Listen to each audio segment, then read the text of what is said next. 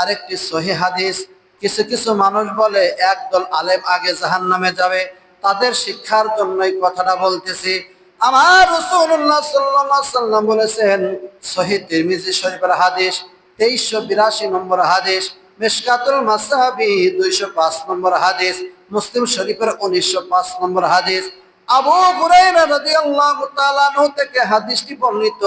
আমার রাসূলুল্লাহ সাল্লাল্লাহু আলাইহি সাল্লাম বলেছেন, কাল কিয়ামতের দিন, মুসিবতের দিনে সর্বপ্রথম তিন শ্রেণীর ব্যক্তিকে বিচার করা হবে। তিন শ্রেণীর ব্যক্তি আগে সর্বপ্রথম জাহান্নামে যাবে।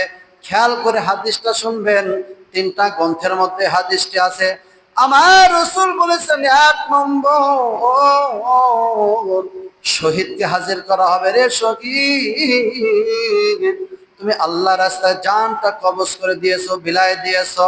রে শহীদ, তোমাকে বিচার করা হবে।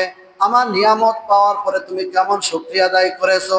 শহীদ তখন বলবে, মাবুদ, আমার জীবনটা আল্লাহ রাস্তায় ব্যয় করেছি, এর চাইতে বড় কিছু তো হতে পারে না। আমার বন্ধুগণ, মানুষ দিনের পথে থাকতে পারে, শহীদ যেই সেই হতে চায় না। নিজের জানের একটা দাম আছে, মর্যাদা আছে, কেউ মরতে চাইবে না। তাহলে আমি আল্লাহ রাস্তায় শহীদ হয়েছি, আল্লাহ তুমি তাহলে আমাকে কেন জিজ্ঞেস করতেছো? তোমার নিয়ামতের শুকরিয়া আমি আদায় করি নাই।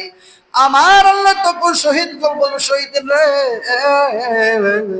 তুমি তোমার নাম ফোটানোর জন্য তুমি শহীদ হয়েছো, আমার দিন কায়েমের জন্য শহীদ হও নাই।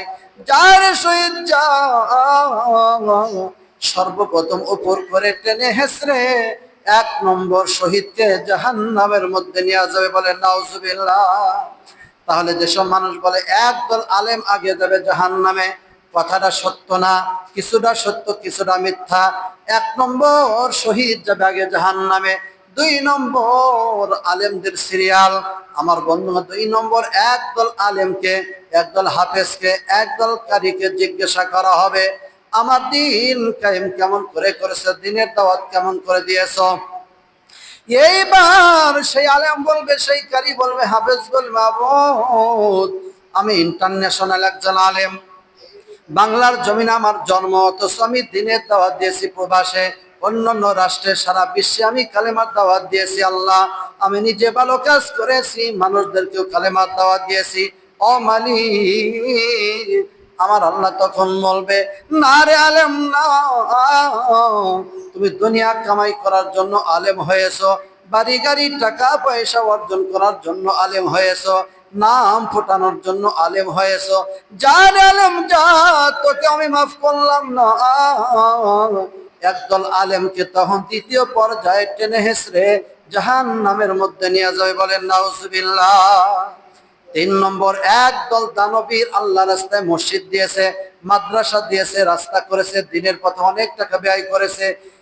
একদল দানবীরকে জিজ্ঞেস করবে, দানবীর, কেমন করে আমার নিয়ামতের আদায় শুকরিয়া আদায় করেছো।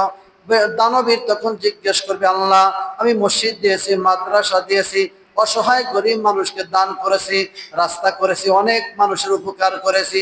আমার আল্লাহ তখন দানবীরকে জিজ্ঞেস করবে, দানবীর রে, তুমি নাম ফোটানোর জন্য, আল্লাহ সন্তুষ্টি অর্জন করার জন্য দান করো নাই। যাও যাও, তোমাকে আমি মাফ করলাম না, তোমাকেও জাহান্নামের মধ্যে দিলাম। বলেন নাউজুবিল্লাহ।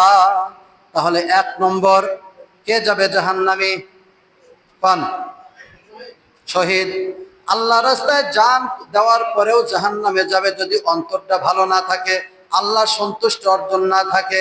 দুই নম্বর, একদল আলেম ও জাহান্নামে যাবে, আলেমদেরকে ছাড় দেওয়া হয় নাই। তিন নম্বর, একজন দানবীরকেও আমার আল্লাহর জাহান্নামে দেবে।